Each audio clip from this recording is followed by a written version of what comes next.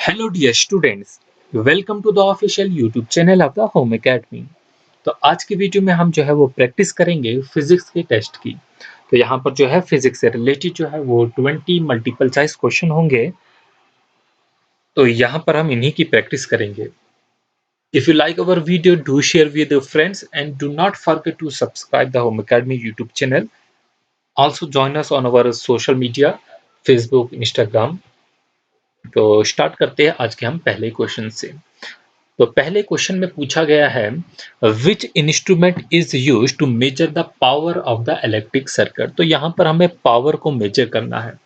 हम इलेक्ट्रिसिटी के चैप्टर में जो है ये चीजें पढ़ चुके हैं। वोल्ट मीटर क्या होता है, वाट मीटर क्या होता है, एमीटर क्या होता है। तो यहाँ पर करेक्ट ऑप्शन जो होगा, पावर को मेजर करने के लिए जो है वो वाट मीटर का यूज किया जाता है। जो आपका पहला ऑप्शन है वो वोल्ट मीटर है। वोल्ट मीटर जो होता है वो किसके लिए यूज होता है, इलेक्ट्रिक पोटेंशियल यानी कि दो पॉइंट्स के बीच में पोटेंशियल डिफरेंस को फाइंड आउट करने के लिए। अगला हमारे पास जो वेव मीटर है, वेव मीटर जो होता है वो बेसिकली यूज होता है वेवलेंथ को मेजर करने के लिए किसी भी रेडियो वेव की। और विस्कोमीटर के बारे में तो आप जानते ही होंगे, ये विस्कोसिटी जो है वो मेजर करता है किसी भी लिक्विड की। क्वेश्चन नंबर 2 है, which instrument is use to measure the sound under water. तो कौन सा इंस्ट्रूमेंट जो है वो यूज होता है अंडर वाटर साउंड को मेजर करने के लिए। तो कौन सा इंस्ट्रूमेंट है वो, हाइग्रोमीटर, हाइग्रोस्कोप, ठीक है, हिप्सोमीटर या हाइड्रोफोन। तो इनमें से किस इंस्ट्रूमेंट का हम यूज करते हैं साउंड को मेजर करने के लिए अंडर द वाटर। तो आपका करेक्ट ऑप्शन जो है वो हाइड्रोफोन है। तो हमारा जो पहला ऑप्शन है हाइग्रोमीटर, इसके बारे में हम जान लेते हैं। हाइग्रोमीटर जो है ये यूज होता है किसको मेजर करने के लिए, level of humidity.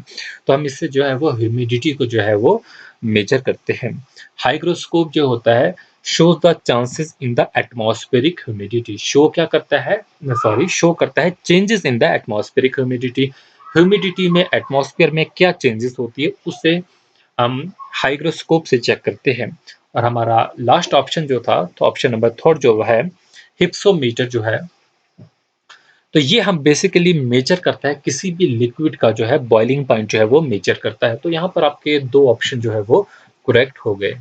Question number जो है वो थर्ड देख लेंगे, हु डिस्कवर्ड द एटम। तो एटम की डिस्कवरी के बारे में है कि एटम को डिस्कवर किसने किया।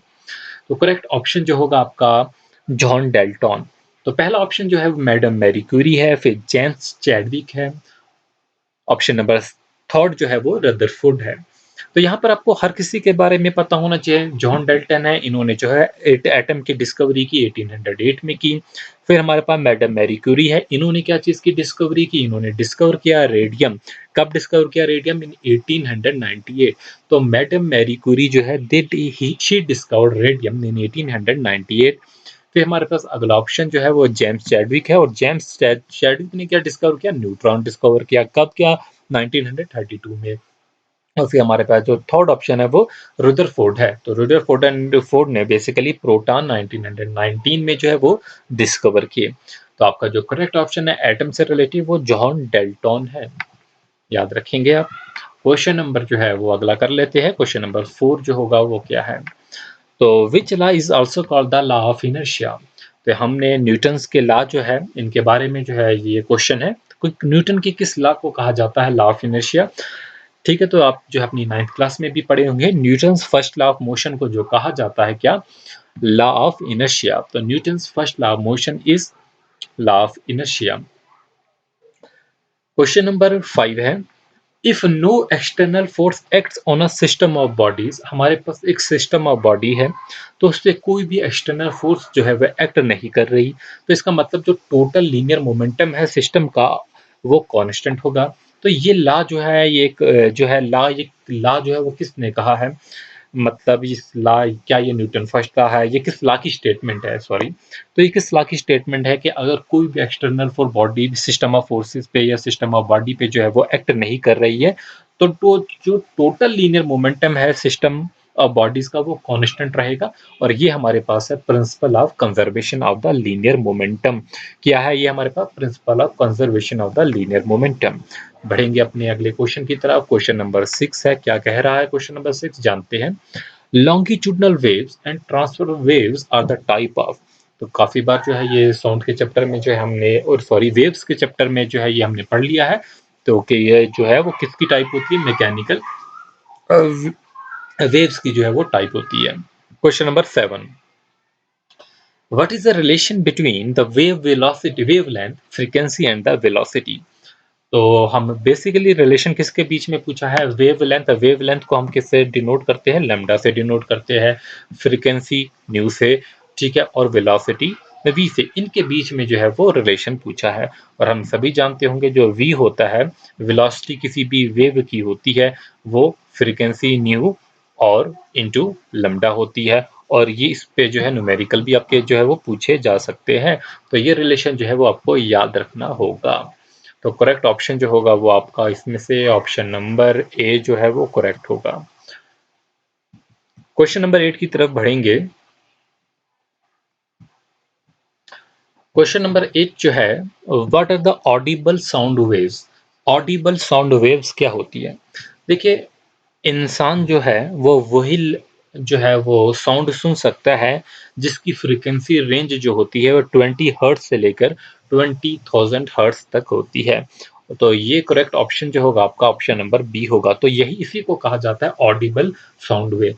अगर फ्रीक्वेंसी 20 हर्ट्ज से कम है, बिलो है, तो वो नहीं सुन सकता। और अगर 20,000 हर्ट्ज से जो है वो ज्यादा होगी फ्रीक्वेंसी, तो भी जो है वो नहीं सुन सकता।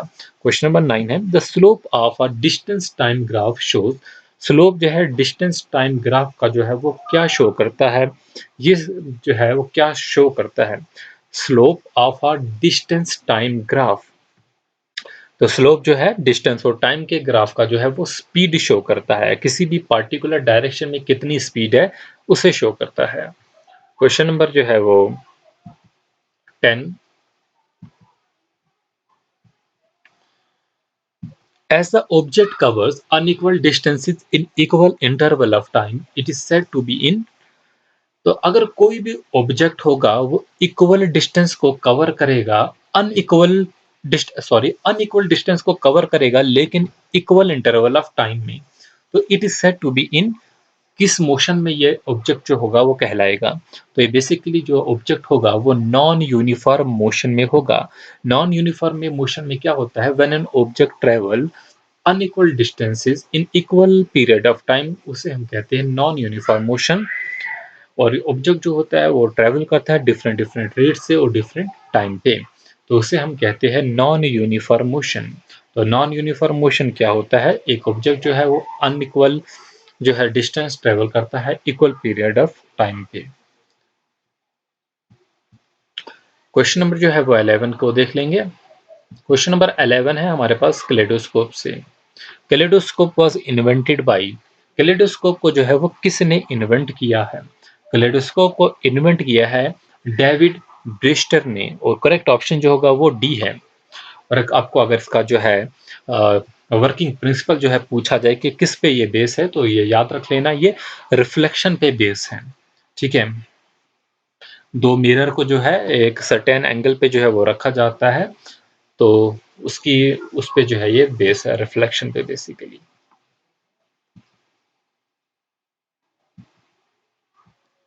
क्वेश्चन नंबर जो है वो 12 है, which among the following is the false about work. Work से रिलेटेड जो है क्या चीज यहाँ पर फॉल्स है। तो पहली बात, आप वर्क के बारे में हम क्या जानते हैं कि वर्क क्या होता है। वर्क पढ़ा होगा आपने, फोर्स इनटू डिस्प्लेसमेंट को जो है हम वर्क कहते हैं। ठीक है, ये उसकी वर्क की जो है एक जनरल स्टेटमेंट होती है कि वर्क जो है उसकी डेफिनेशन क्या है, फोर्स इनटू जो है वो डिस्प्लेसमेंट जो होता है वो वर्क होता है। तो वर्क जो होती है एक स्केलर क्वांटिटी होती है जिसका एसआई यूनिट जो होता है वो जूल होता है। फीजियस यूनिट की बात करेंगे तो अर्ज होता है। ठीक है, तो एक जूल जो होता है 10⁻⁷ जो है अर्ज के बराबर होता है। वर्क हमारे पास पॉजिटिव भी होता है जब एफ और एस के बीच में, यानी कि वर्क जब फोर्स और डिस्प्लेसमेंट के बीच में एंगल जो होगा वो 0 डिग्री होगा, तो W is equal to F S होगा। वर्क जो होता है वो नेगेटिव भी होता है जब फोर्स और डिस्प्लेसमेंट के बीच में जो एंगल होगा वो 180 डिग्री का होगा, और वर्क जो होता है वो 0 भी हो सकता है। तो हमारे पास बेसिकली जो है ग्रेविटेशनल वर्क की बात करेंगे, फ्रिक्शनल वर्क की बात करेंगे तो वो नेगेटिव होते हैं। अब यहीं पर स्टेटमेंट देखेंगे, स्टेटमेंट में पूछा गया if the displacement is zero, तो वर्क क्या होगा? बिल्कुल वर्क जो है वो जीरो होगा, क्योंकि वर्क जो होता है वो क्या होता है?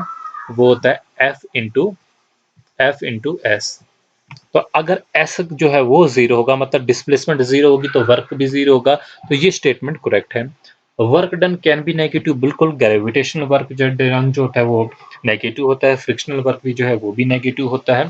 तो it is a vector quantity, क्या वर्क वेक्टर क्वांटिटी है? नहीं, तो ये स्टेटमेंट गलत होगी। वर्क जो है वो वेक्टर क्वांटिटी नहीं है, और इसका यूनिट जो होता है वो जूल, बिल्कुल जूल भी होता है, और अर्ज भी जो है इसका यूनिट होता है, और 1 जूल जो है 10⁻⁷ अर्ज होता है। तो यहाँ पर आप जो है इसकी अब एक्सप्लेनेशन जो है, अब स्क्रीनशॉट भी ले सकते हैं, पढ़ भी सकते हैं। वैसे मैंने जो भी चीज़ इसमें इंपॉर्टेंट थी वो तो मैंने ऑलरेडी आपको बता ही दी है। अब ये जो है स्केलर क्वांटिटी, फिजिकल क्वांटिटी, ये सारा मैंने आपको मोशन में जो है वो पढ़ा चुका हूँ। ठीक है, तो 1 घंटे से बड़ी वीडियो है वो आप देख सकते हैं मोशन चैप्टर की।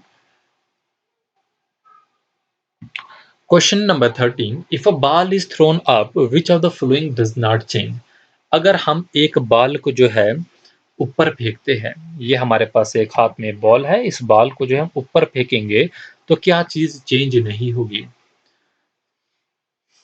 तो एक्सेलरेशन जो होती है वो चेंज नहीं होती है। क्यों नहीं होती है? क्योंकि एक्सेलरेशन जो होती है ड्यू टू ग्रेविटी, वो जो है वो अर्थ की जो है वो सेम रहेगी। ठीक है, तो बेसिकली हम पढ़ेंगे when a ball is thrown up acceleration does not change. Acceleration होता क्या है? Rate of change of velocity को हम एक्सेलरेशन कहते हैं। Acceleration does not change due to the, किस वजह से चेंज नहीं होती? Presence of air resistance and gravitational force. किसकी वजह से? Due to the acceleration does not change due to the presence of air resistance. Air resistance की वजह से, वो ग्रेविटेशनल फोर्स की वजह से, जो क्या काम करती है? पुल करती रहती है बॉल को downward with the same acceleration in which the ball goes up. So acceleration जो होगी वो जी ही रहेगी टुवर्ड्स द अर्थ।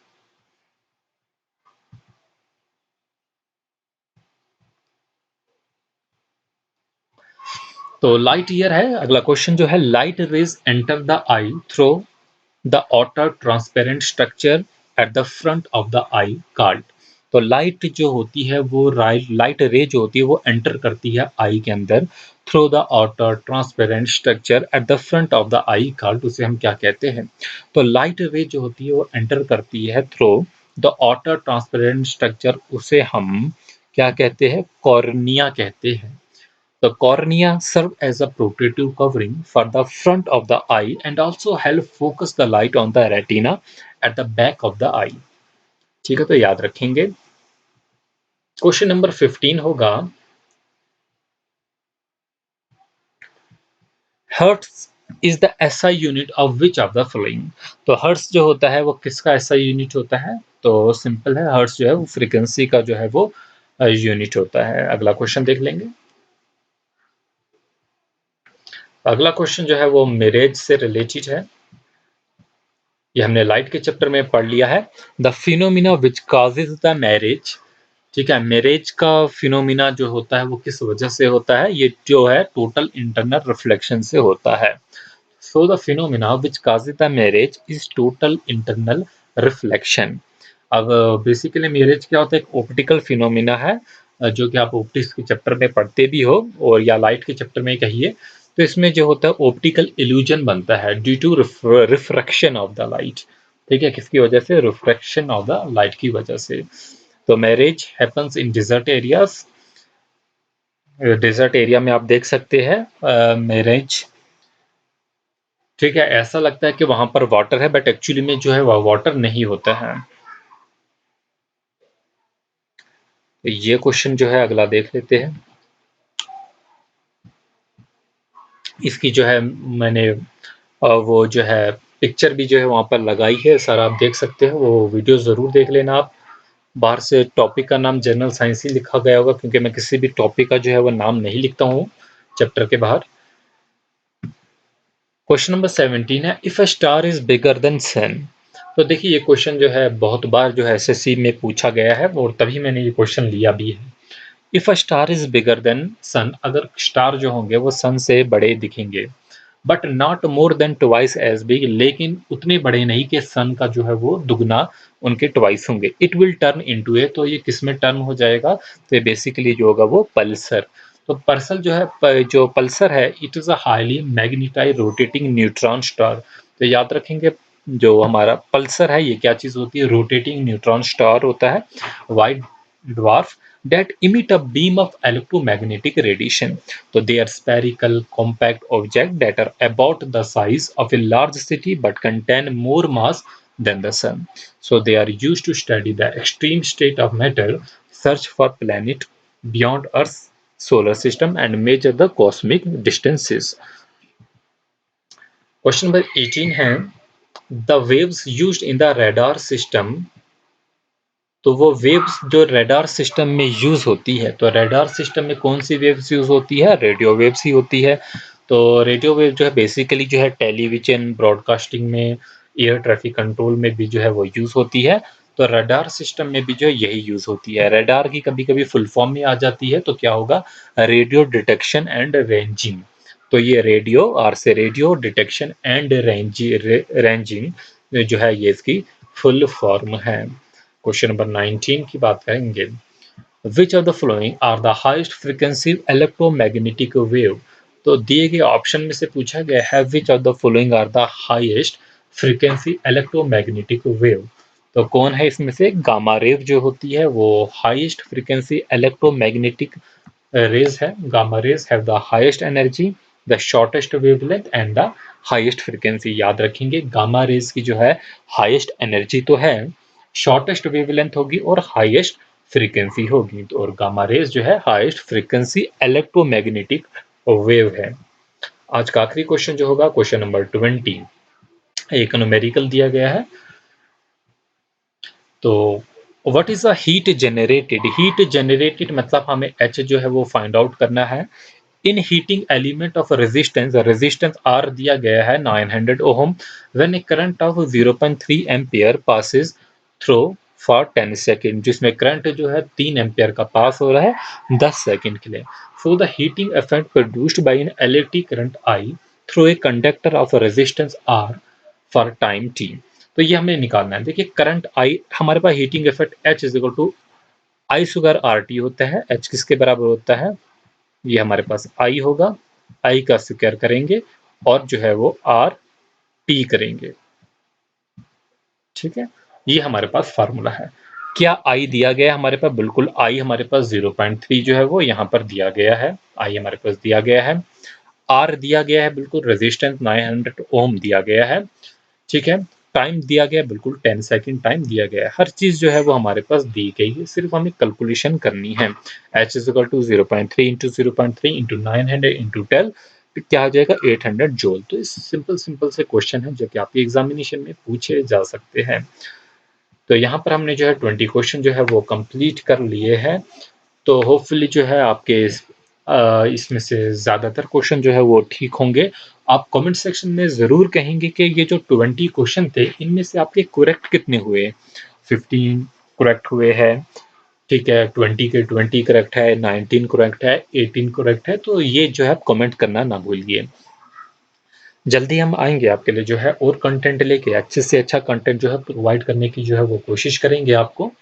ठीक है, किसी भी टॉपिक में प्रॉब्लम होगी जो आप जो है वो ज़रूर कमेंट करेंगे, उस टॉपिक पे जो है वीडियो जो है आपके लिए बनाएंगे हम। आप जो है ज़रूर कमेंट कीजिए। और ऐसे स्टूडेंट जो हमारा प्रैक्टिस टेस्ट जो है वो ज्वाइन करना चाहते हैं अपने एग्जामिनेशन की प्रैक्टिस करने के लिए, वो ज्वाइन कर सकते हैं। यहाँ पर जो है आपको जो है लिंक प्रोवाइड किए जाएंगे उसके, और आप जो है वो टेस्ट अटेम्प्ट कर सकते हैं। जो क्वेश्चन जो है वो हम खुद डिज़ाइन करके खुद सेटअप करते हैं क्वेश्चन, जो लगता है कि एग्जामिनेशन में पूछा जाएगा। बेसिकली एनसीईआरटी बुक को भी कंसर्न करते हैं और पुराने पेपर्स को भी। ठीक है, तो उस हिसाब से जो क्वेश्चन बनाए जाते हैं। ये वैसे मॉक टेस्ट नहीं है कि जो आपको जो है वो आप किसी भी कंपनी से मॉक टेस्ट खरीद लो, एक सॉफ्टवेयर मिल जाते हैं, तो आपको जो है क्वेश्चन दिए जाते हैं, नीचे 4 ऑप्शन दिए जाते हैं और आपको सिलेक्ट करने होते हैं। क्योंकि आप देखेंगे कि बहुत से स्टूडेंट ने जो है वो जेके एसएसबी के कुछ टेस्ट खरीदे भी थे और आज भी मुझे फ़ोन करते, सर वो जो टेस्ट थे इवन उनको हमारा सिलेबस तक नहीं पता है, ऐसे ही जो है क्वेश्चन जो है वो कलेक्शन है। तो वैसा नहीं हम यहाँ पर जो खुद बनाते हैं, ठीक है? तो आप जो है आप उससे अटेम्प्ट कीजिए, बहुत अच्छा रहेगा क्योंकि क्वेश्चन जो है आपके सिलेबस के पैटर्न पे और पुराने पेपर्स को देख के जो है वो बनाए जाते हैं। तो उम्मीद है कि ये क्वेश्चन जो है आपको अच्छे लगे होंगे। यहाँ पर हमने फिज़िक्स के 20 क्वेश्चन कंप्लीट किए, लास्ट वीडियो में केमिस्ट्री के भी कुछ क्वेश्चन 20 ही क्वेश्चन कंप्लीट किए थे, इंग्लिश के भी किए थे, हर ज्योग्राफी के भी, हिस्ट्री के भी, आपके सिलेबस के हिसाब से ही आपकी जो है अच्छी से अच्छी जो है प्रैक्टिस कराने की कोशिश करते हैं। तो उम्मीद है कि ये सारी चीज़ें आपको पसंद आएगी। आप हमारे फेसबुक पेजेस से ज़रूर जुड़िए, इंस्टाग्राम पेजेस से ज़रूर जुड़िए। अच्छा-अच्छा कंटेंट जो है वहाँ पर हम पोस्ट करते हैं, वो सारा आपके एग्ज़ामिनेशन के लिए जो है वो यूज़फुल होगा, ठीक है? तो वो ग्राफ़िक्स जो है वहाँ पर ये जो है अपलोड कर रहे हैं, वो एग्ज़ामिनेशन के लिए जो है इम्पोर्टेंट होगी, उनको आप जो है ज़रूर रिवाइज़ कर लेना। अब हम जो है मैथ और जो है रीज़निंग की तरफ भी जो है जल्दी जो है जाएँगे, उनके भी टेस्ट आपको जो है करवाएँगे। Thanks for watching, all the best.